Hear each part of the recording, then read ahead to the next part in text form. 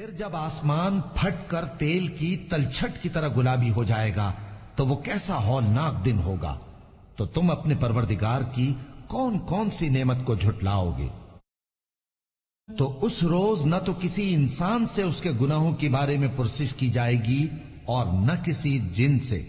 تو تم اپنے پروردگار کی کون کون سی نعمت کو جھٹلاؤ گے؟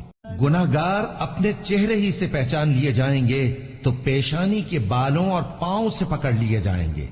تو تم اپنے پروردگار کی کون کون سی نعمت کو جھٹلاؤ گے؟ یہی وہ جہنم ہے جسے گناہگار لوگ جھٹلاتے تھے. وہ دوزخ اور کھولتے ہوئے گرم پانی کے درمیان گھومتے پھریں گے. تو تم اپنے پروردگار کی کون کون سی نعمت کو جھٹلاؤ گے؟ اور جو شخص اپنے پروردگار کے سامنے کھڑے ہونے سے ڈرا اس کے لیے 2 باغ ہیں. تو تم اپنے پروردگار کی کون کون سی نعمت کو جھٹلاؤ گے؟